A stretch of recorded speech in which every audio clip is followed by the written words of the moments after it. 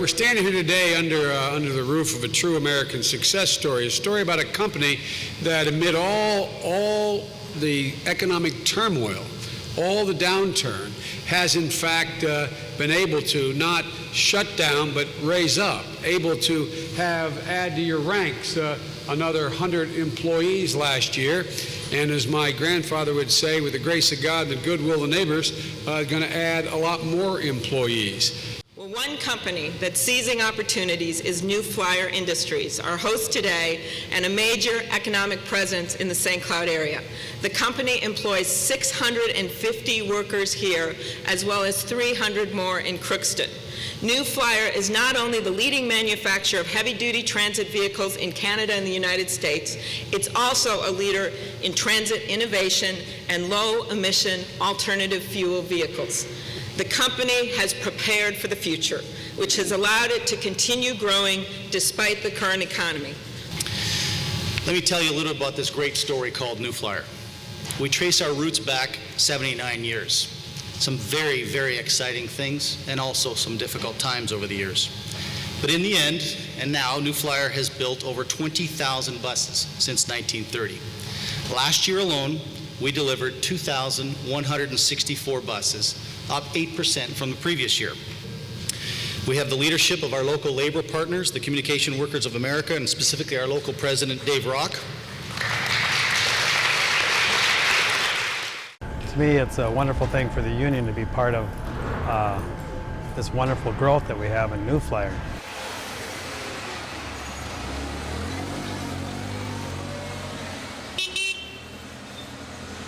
In about 2002, CWA was basically recognized by New Flyer because New Flyer pretty much opened up the door to us and said, come on in, realizing that, you know, we work very well in the Crookston plant and had a pretty good long-term relationship with them there. It was just voluntary recognition. They, you know, we got the cards out, we got 50%, you know, plus one. The people signed up, and everything was certified. It was done with, and we were in. So it was a very easy process. The company stayed totally neutral throughout the process, and certainly knew that, again, what we had in Crookston to bring it into here. We pretty much got the same contract that they did as a first contract, and anybody will tell you it's negotiated contracts. That just doesn't happen. So it was a real good venture, and we're real proud to be part of New Flyer.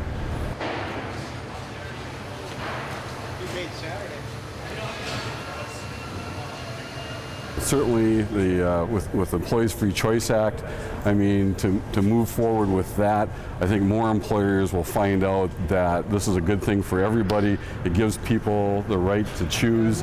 My feeling toward the union, I wasn't real sure about what it was and how it worked, but then that's how I got involved. I says, you know, if this is going to work for me, I need to get involved, and that's how I came to be where I'm at right now, to get involved in what was going on here, and from there it's just taken off.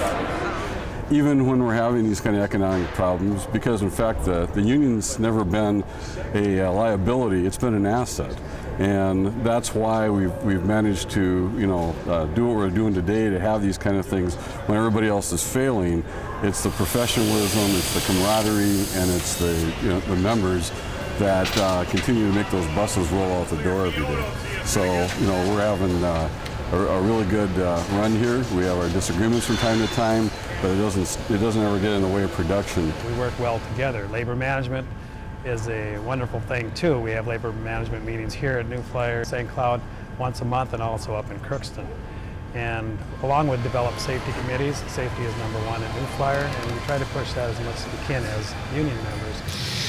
Today we're in the enviable position in our economy and our challenging times to be one of a handful of companies that is not only retaining jobs, but is hiring people. 100 new jobs alone just here in Minnesota in the past year. A lot of employers, for one thing, that don't understand unions, don't understand it, and I think because of that, there's the fear. But once they realize what unions can do and the success stories, I think there's more of them that would be more willing to try this thing. The President and I, we know what will really heal our troubles, and that's with women and men like the people assembled here, being able to have the opportunity to have a decent paying job. It's all about jobs. And whether or not we're going to be able to have an economy in the 21st century that generates jobs that are not just jobs. For example, during the Industrial Revolution, we generated a lot of jobs in the late 19th and early 20th century. But it wasn't until we had minimum basic human rights and requirements and decency attached to how those jobs had to be compensated. It wasn't until, quite frankly, we had a union movement. It wasn't, quite frankly, until we set minimum standards that they became good jobs. Unions only help everybody because not only does it help the community, it brings in more money. It brings in more professional people that want to work. I mean, how can it be bad if you've got good personnel, bringing in good money, working in a clean and good environment? I mean, how can you go wrong?